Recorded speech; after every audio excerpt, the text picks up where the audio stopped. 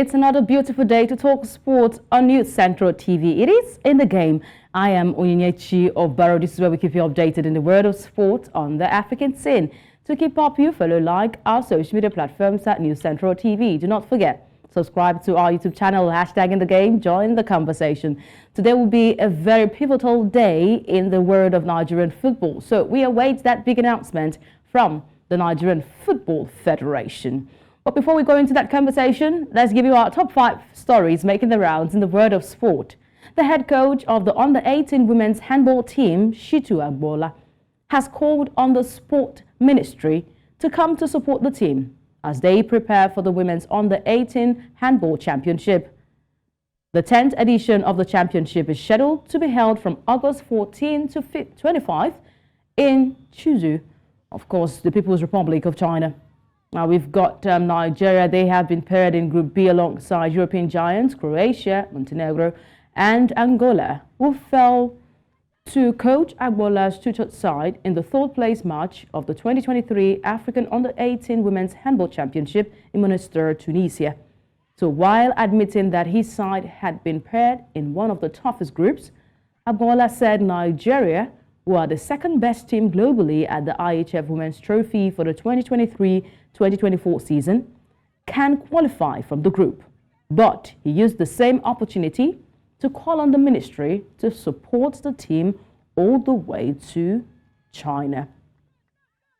Moving away from that, South African Football Association SAFA President Danny Jordaan has refused to respond to Banyana legend Pasha Modise, his strong allegations of nepotism and also racism against Banyana head coach Desiree Ellis. And of course, her selections. Also, comments on the failure to qualify for the Olympics has also been brought to the fore. The future of the Banyana, the South African women's national team, and the coach of the side, Desiree Ellis, is secured. This is according to the South African Football Association President Danny Jordaan.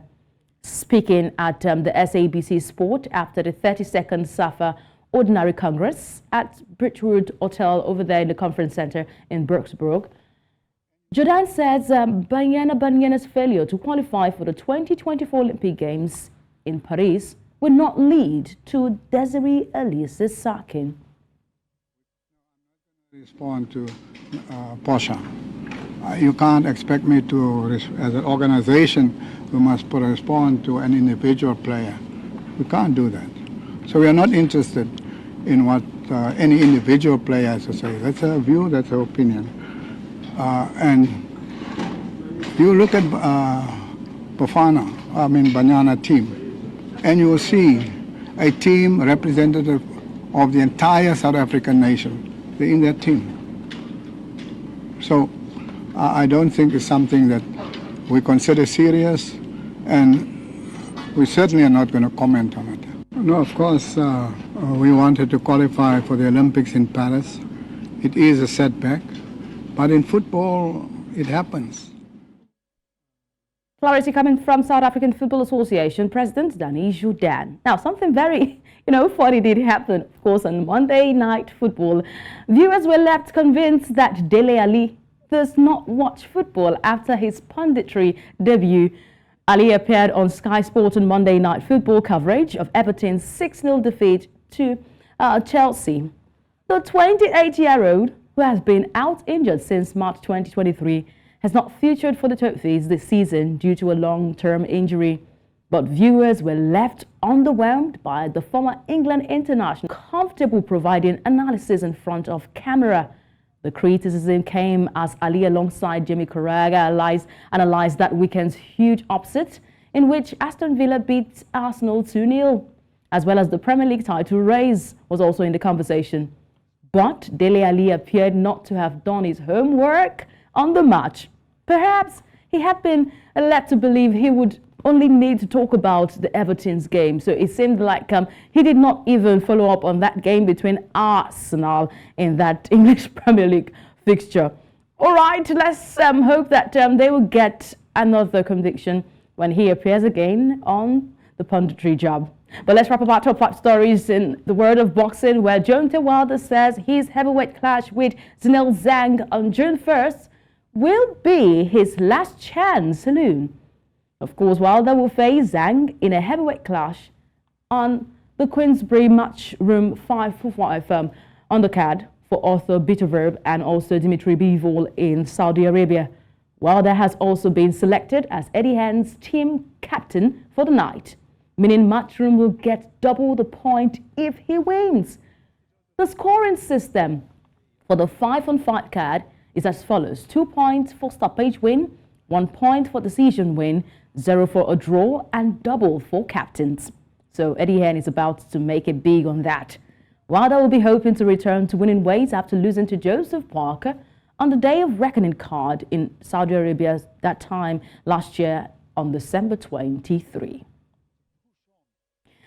Beautiful one over there. We can't wait to see that bout go on the way. But there you have it, our top 5 stories at this time. We have a big discussion getting into our second half of our show. So please do not go anywhere. Nigerian football will take center stage in the game. Continues.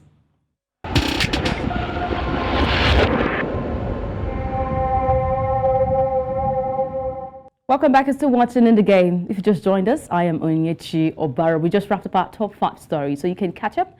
Get to follow like our social media platforms at News Central TV. Do not forget to subscribe to our YouTube channel.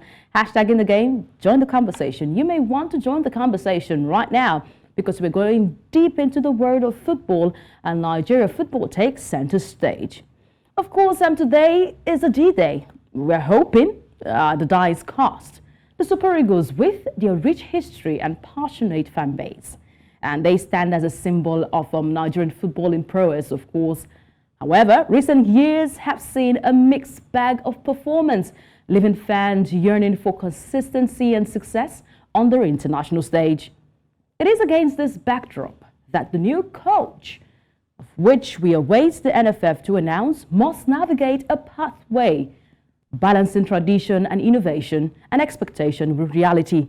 Of course, we have some 7-point agenda, which we'll feel that the coach should look into, of course, to have a good campaign with the national team. One, we have seen how to get the best out of the Eagles' attack, to phase out or keep older players, or even scout for new ones, to revamp playing style formation, integrate the Nigerian Premier Football League stars into the national team, improve team mentality, greater team bonding, of course, that we would see vis-a-vis, also win 4th African title and dominate the continent. Also reach the World Cup semi-final if Morocco can do it. Of course, 3-time African champions can also do it.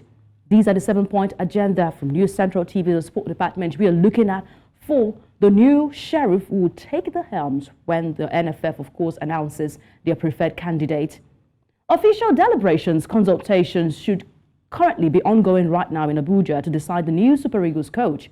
To this, there is a need to set an agenda that will instill a winning mentality within the squad. And joining us in this conversation is former media officer of the Super Eagles of Nigeria and ESPN contributor, Colin Udoh. Thank you so much, Mr. Colin, for joining us on the show today. Thank you very much. Glad to be here. It's a pleasure to have you. These are the times when we want to lay the cards on the table and have an understanding of what the tasks ahead for the new coach of the Super Eagles of Nigeria. Now, the Nigerian Football Federation have deliberation ongoing for their final choice of the Super Eagles coach. I would love to know here, Mr. Colin, what should be expected from the eventual appointee? Win football matches. That's all. I've just seen 7 points agenda, and while I don't think it's particularly bad, I think that the main responsibility of the national coach is to win football matches for the senior national team. That's as simple as it goes.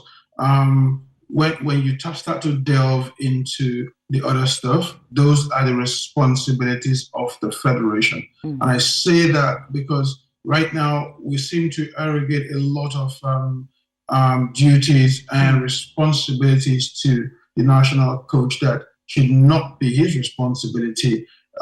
If we're talking about creating a pipeline for players to come through into the national team, then you have the technical department of the NFF and the technical director of the NFF. We should make policy, the sort of policy that determines how players are coached from a grassroots level all the way up to senior international level. What kind of process provides a pipeline for those players to make their way up from playing amateur football to grassroots football to professional football and being in a position where you can select them for the national team. So when it comes to a national team coach, my brief is always simple. Just wait football matches for the senior national team. I really do concur with you there, because I know that the currency for a good managerial campaign is winning trophies. But Mr. Colin, the Super Eagles have always gotten away with unpredictable approach, which oftentimes makes them difficult to play. And this has become a broken record, I think, which hasn't yielded much change in the coming years. But in the previous years, I beg your pardon. But with this, the dawn, of course, for a new coach, what fresh perspective to the team's approach, revitalization of style of play, do we expect to ignite in a new era of success? This, we'll be talking to the new coach.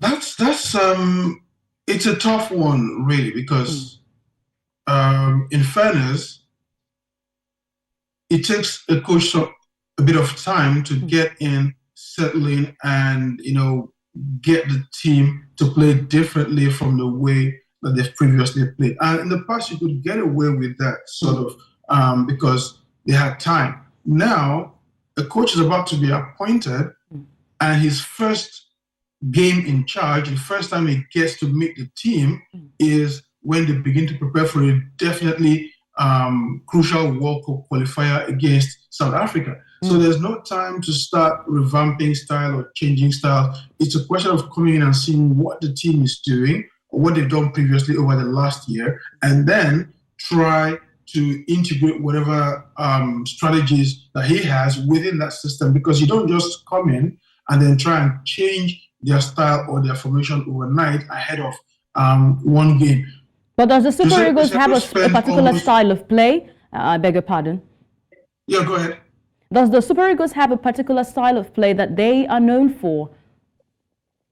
I wouldn't say so, not at this moment. Now, if you look going back to the past, all the way back to the 1980s with the Degbamis, Amir Samakas, Mudas, and so on, okay, Sima, Nigeria has always been an attack-heavy team. We like to play, and I think you probably have heard some of the old school coaches talk about wing play and going forward. Yes, we used to have a lot of good wingers going out to the wide right, and then coming back into the middle. Now, in recent years, we haven't had quite as much great wingers as we used to have in the past. What we now have are wide forwards who are not quite the take it wide, cut out, and then across the ball. I think the last great wingers we had were Finidi and Emmanuel Amunike.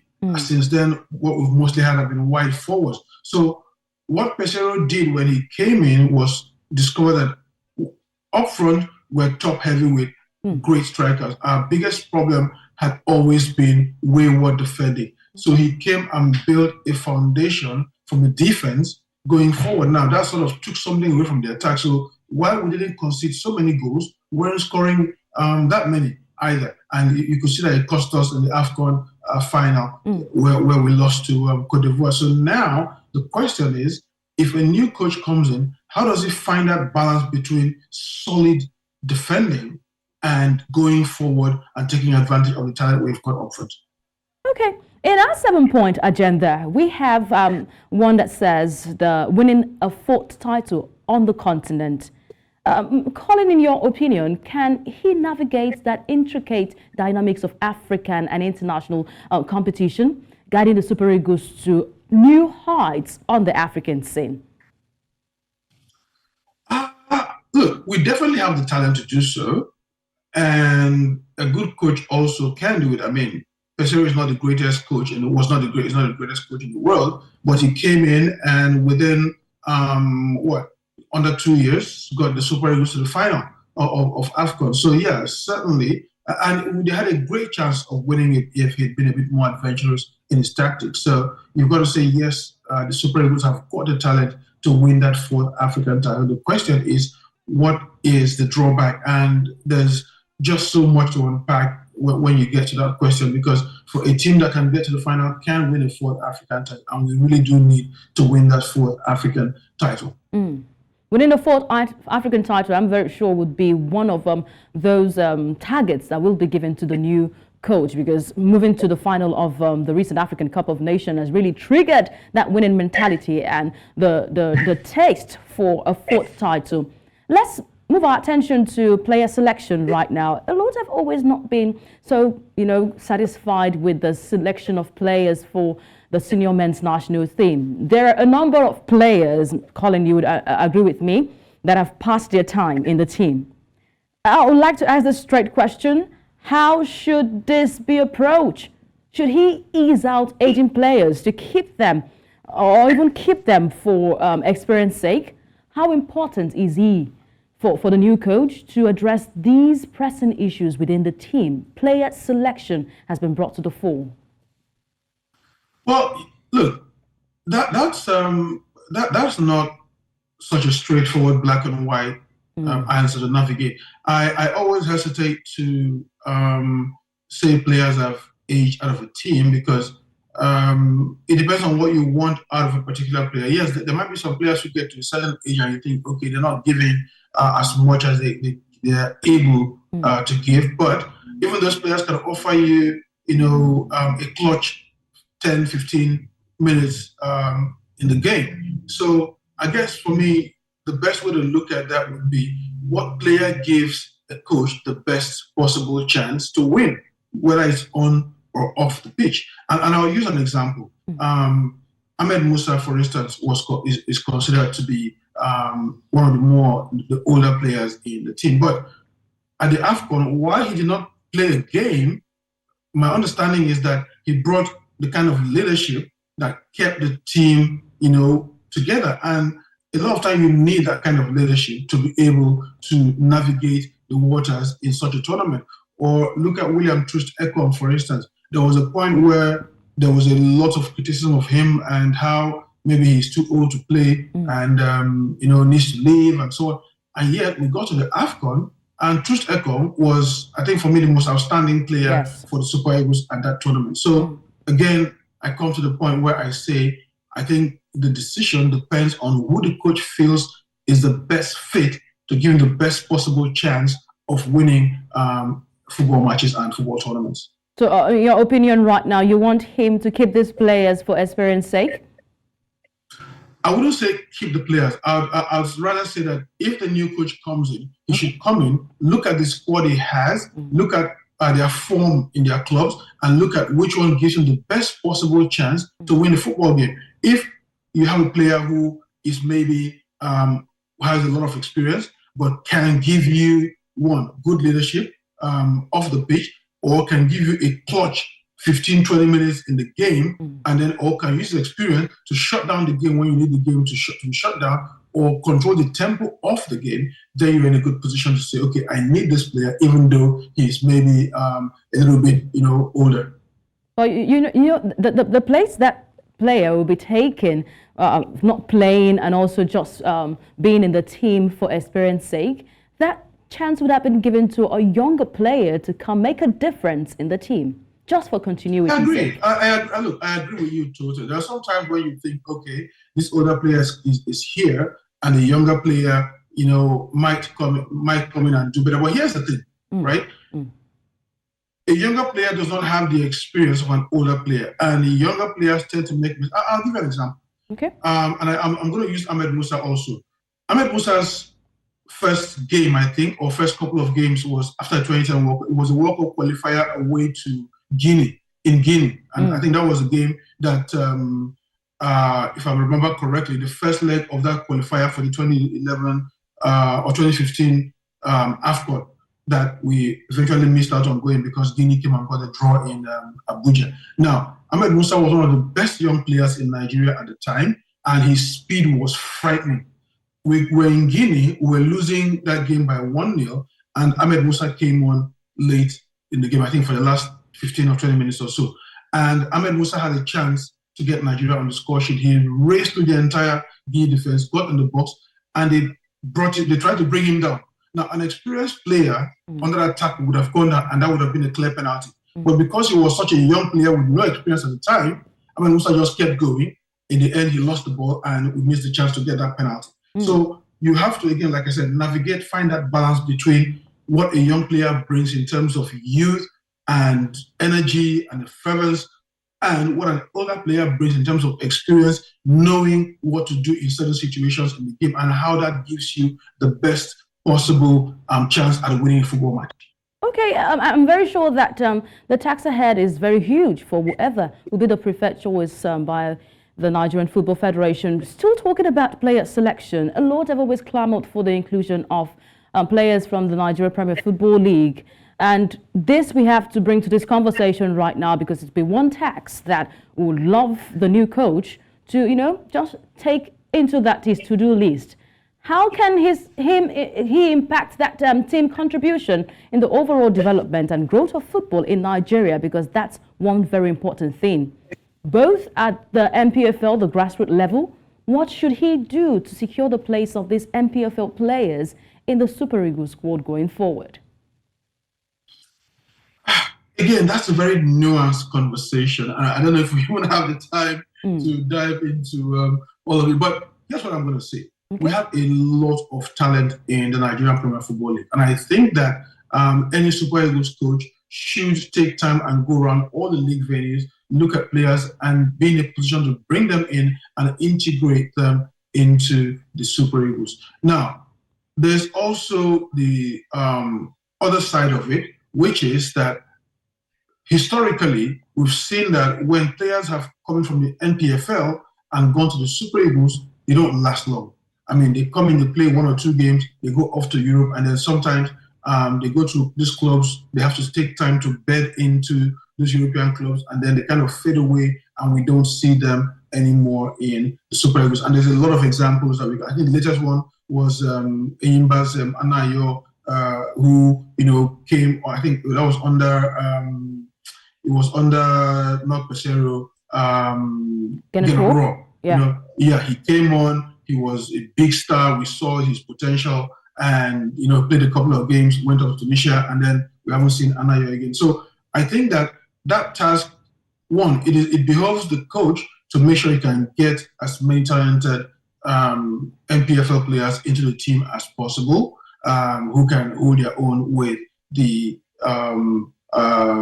Europe-based professionals. But Colin, should his contract, I beg your pardon, should his contract include a stay here in Nigeria to watch games in the Nigeria Premier Football League? Look, we've always had that in the coaches' contracts, right? But not always, but at least in some of the coaches' contracts. But what the problem has always been most of the time is providing that atmosphere for him to do so. Okay. And accommodation, vehicle, all the things that a coach needs to stay around here and work. And then there's also the question of, no matter how much you ask the coach to stay here, the bulk of the players in the Super Eagles play in Europe. We can't get around that. Even if you're going to invite 5 players from the NPFL every game, you're still going to invite the bulk of the other ones from Europe. So the question is, the coach will still have to go to Europe to watch his players, monitor and see what they are doing. So what will his scouting team be doing when he does that? Well, look, the scouting team scouts, the coach assesses. So if, for instance, a coach is going to watch, say, Victor Osimhen, for instance, that's not the job of a scout. A scout is only probably going to go in the stadium as a spectator watching the game. Now, the coach would want to go there, be treated like a national team coach, meet the club officials, talk to them, engage with them, and engage with the players. A scout does not have that same authority as a national team coach to engage with the club officials. So, to be honest, my preference would be for a Nigeria-based coach and a local coach for that matter. When I talk about local, I'm talking about likes of Amunike, Finidi, who are essentially Nigerian coaches rather than a foreign coach. Because again, apart from the issue of where he stays or not, we also have to come back to the issue of the time that we have to prosecute these World Cup qualifiers. Okay, let's look inwardly right now, administratively to be precise. What steps can be taken to ensure continuity and consistency in the team? Now, this is regardless of coaching changes or external pressure.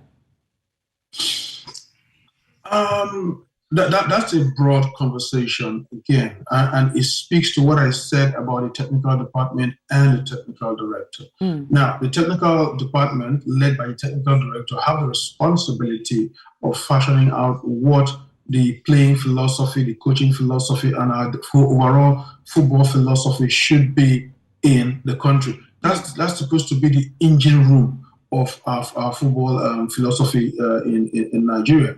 Now, I'm happy that we have someone like Ogu-Obaroh there, who not only was a phenomenal player with Nigeria, but also has coached the Super Eagles. But we also need to have a think tank within that department, led by Ogu-Obaroh, that fashions out a clear policy for what direction Nigerian football is going to go to over the next few years. And what we need in that case is not just, what to do now or what the Super Eagles needs to do, but a clear 5-year development plan, 10-year development plan, 20-year development plan. We need that, because that's the only way that makes all of this conversation that we're having here about the Super Eagles coach almost, moot. Because when you have a clear path for how you identify talent, source talent, train talent, and develop talent from a grassroots level all the way up to professional level, then you're creating a great pipeline for having well-trained, well-coached players that make it to the national team eventually. I mean, and I'll use the USA as an example. I also do some refereeing. You have kids who are into getting a formal football education from as young as 6 years old, and they are getting coached by professional coaches who have specific youth-focused coaching licenses, where at some point they are only coaching them on techniques. They don't coach them on tactics until they get to maybe under 15 level. So we need that pipeline where we have a clear direction as to how we start identifying, training, and developing talents all the way up to the senior level. We can only project this, on the table, play these cards on the table, but it's left for the Nigerian Football Federation to pick up this and then act on them. Now let's look again at that 7-point agenda. Please do look with me on that. Let's see which is achievable and which is not. Looking at the 7-point agenda, Colin, which do you think is easily achievable, and which do you think is a long-term plan that would need a lot of deliberations to achieve?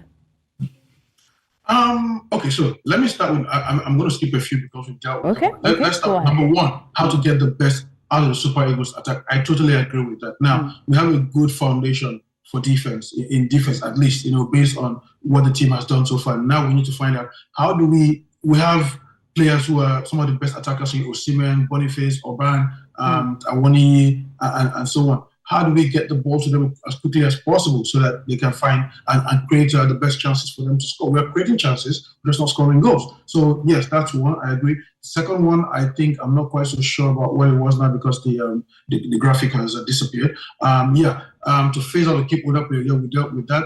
From the playing style, it's going to take a while, so we dealt with that. Integration of MPFL stars, improved team mentality and greater team, but I think that's already happened because we see how the team is now. There's a great mentality. It's not like in the past where we were fighting each other. We've been in situations where we had a very divided team. We don't have that anymore. Now we have a team pulling in the same direction. So I think that issue is well taken care of. To win a fourth African title. And I think the last one was the one that I think I wanted to kind of like jump into a little bit, which is to reach the World Cup semi-final. Now, that is a goal that's attainable.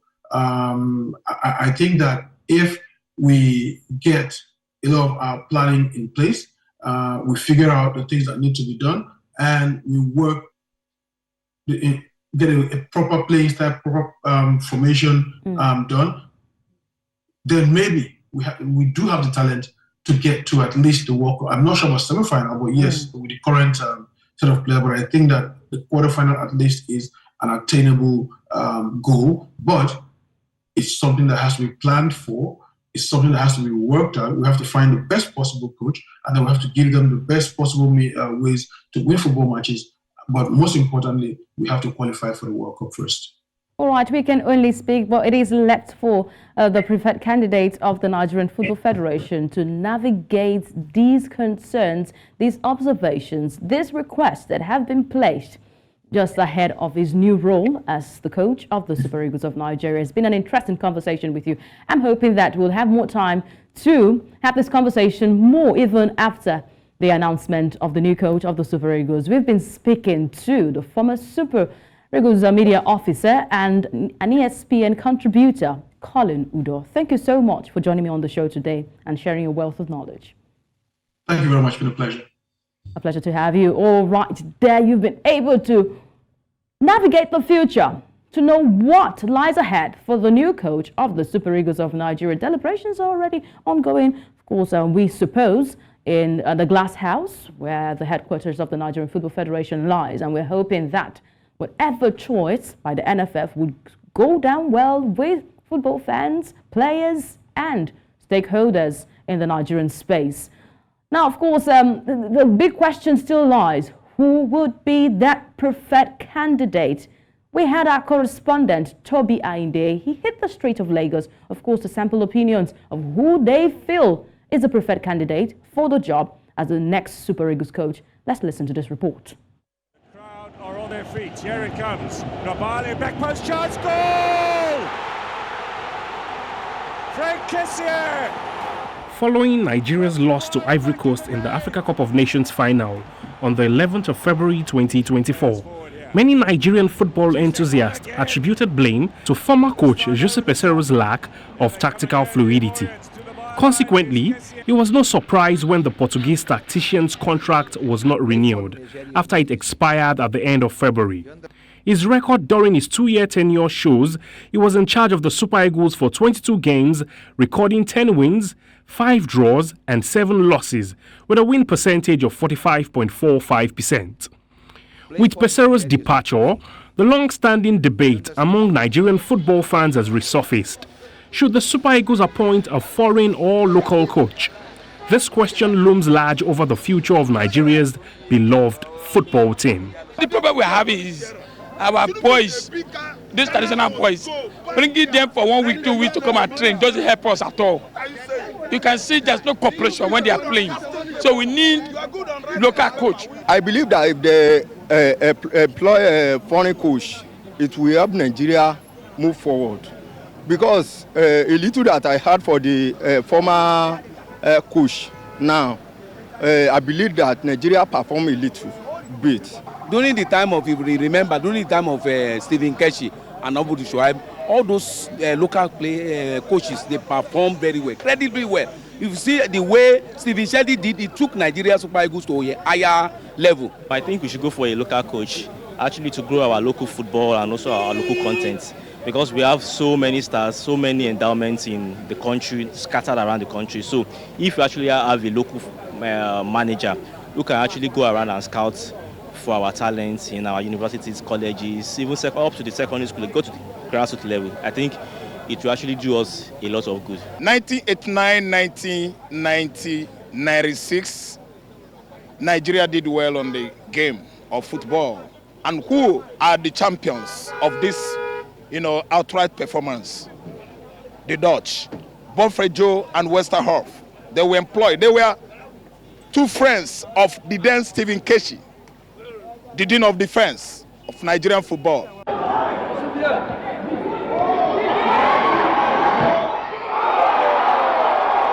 The Eagles checkered performances in the 2 friendly matches against Ghana and Mali, while led by interim coach and former international Finidi George, hasn't made the situation any clearer. The 3-time African champions find themselves without a permanent coach and currently lie in 3rd place in Group C, trailing South Africa and Lesotho with just 2 points from 2 games. And with only 2 months remaining until the Super Eagles resume their 2026 FIFA World Cup campaign against South Africa in Udoh, fans are starting to panic. For a nation with tremendous passion for football, it's no surprise that football fans demand better performances from the Super Eagles. And after missing out on the last World Cup in Qatar and failing to win a fourth Continental crown in Abidjan, only a 2026 World Cup ticket will serve as appeasement. To attack Ayinde again. Adingra, Kenny Cross, it's a great ball, it's a goal!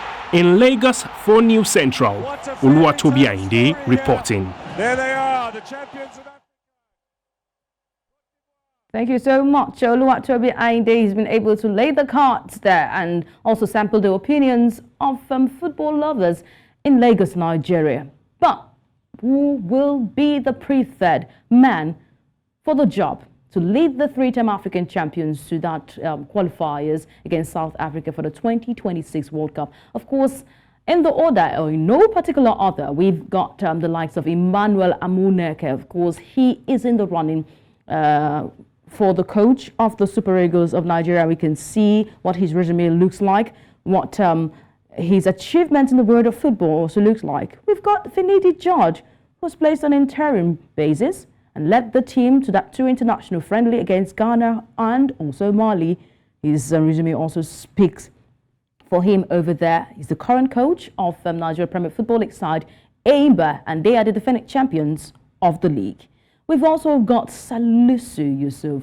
This man, after serving his ban from the Federation of International Football Association, his resume also speaks so well for his achievements in the world of football. Will he be the preferred man to lead Nigeria to that promised land?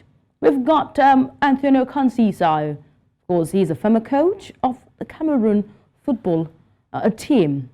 His resume also speaks so well for himself. I'm hoping that this foreign coach who's got interest to coach another African side like the three-time African champion Nigeria, maybe he will be given a nod. It's left in the hands of the Nigerian Football Federation. We've got one man who is speaking so tough and has interest in developing sport in Nigeria, Michael Nsien. Of course, here on New Central TV, on Game On, for those who follow at 9 p.m. West African time, spoken to him several times, and he has spoken so well of his dream to become the coach of the side, what he's got piped in the running if he is appointed as the coach of the three-time African champion. Of course, the current coach of the U.S. KDAT team, and he has done so well for himself too in that managerial duty. So we'll be hoping what will be the catch for the NFF.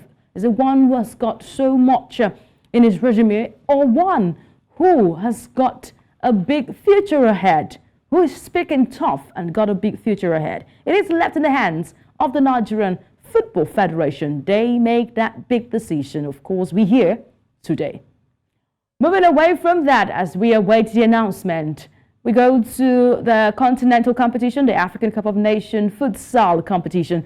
Of course, I'm being hosted in Morocco. Hosts Morocco, they are proven to be worthy hosts. They produce a scintillating performance to beat Zambia 13-0. Oh, Morocco had no mercy for the Zambian national team, futsal national team there. Of course, there at the Prince Moulay Abdallah Hall, while Angola cruised past Ghana 11-3. It was a day full of goals in the encounter. The flawless Atlas Lions, they finished Group A winners with 9 points. Yes, after having to win 3 games back to back to back. Now they have booked their place in the semi-final. But for Ghana, they will have to go home. They go home, bringing the same performance from the African Cup of Nations in Côte d'Ivoire. Of course, not the same team, but the same nation. Let's see how it all went down and what the coach of the Ghanaian team had to say. We have observed that I think Angola have a nice team. They play a good game, and I think the better side won. Yeah, I think this is our learning point, and we have studied a lot of things from some countries who came for participate in the tournament. Surely we are going home to do our homework. All right, going back to do your homework. We're hoping that you get to do that work so hard. All right, we're hoping also that those who say Save Ghana Football will take their protest down to the futsal team who had this abysmal performance at the African Cup of Nations. Wrapping up that on the continent quickly because time not our friend. We have to tell you that the UEFA Champions League returns once again, and we've got this team having been paraded ahead of the second leg encounter. The first leg might have been one in sign, but being shot twice means it has become stamped. We've got Barcelona take on Paris Saint-Germain. Barcelona will be at home this time around, of course, in Spain to welcome Paris Saint-Germain, while Borussia Dortmund, the German Bundesliga, will take on Atletico Madrid from Spain. Now, of course, Paris Saint-Germain manager Luis Enrique, he believes that his side are in a great position to overcome that first leg deficit against Barcelona and reach that Champions League semi-final. PSG will lost 3-2 to Barcelona in Paris last Wednesday, where last in the semi-final 3 years ago. Enrique won the treble in 2014-2015, one of his 3 seasons as Barcelona manager. Of course, he was also in charge when the Spanish champions beat PSG 6-1 to overturn a 4-0 first leg deficit in the last 16 in 2017. 5-time winners, Barcelona, they are also aiming to reach the semi-final. They're also having their work cut out for them. Of course, we've got the likes of Andre Christensen and also Sergio Roberto, who both are suspended. But PSG's right back, Achraf Hakimi, could return. Maybe he could return, being suspended from the first leg. And we're hoping that Kylian Mbappe will lead the team just like he led the French national team all the way to the finals of the World Cup. Moving away from here, Atletico Madrid will be in contention with also Borussia Dortmund. For Borussia Dortmund first, they will have the backing of mighty Yellow Wall because they are at home. They are at home, so the 12th man might be at their own advantage. They will look to turn up that pressure against Atletico Madrid. Dortmund they lost just one of their previous 17 Champions League matches at Signal Iduna Park. But overall, these teams, they have met 7 times in the European competition, with each side having to win 3 apiece. So it's like they've got their codes in their hands. There has been 1 draw between these 2 teams. In aggregate, would say the past encounters, Dortmund lead 9-7 against Atletico Madrid. Now, should they advance, Borussia Dortmund will be in the semi-final of the competition for the first time since 2012-2013, when they went on to reach the competition showpiece final. Meanwhile, for Atletico Madrid and their head coach Diego Simeone, he will have some bad memories from the last visit in 2018, which saw Rafael Guerreiro inspired a 4-0 thumping. Of course, his team also have to contend with Borussia Dortmund outfit undefeated in 9 home UEFA Champions League encounter. So Borussia Dortmund has got the bigger hand over here.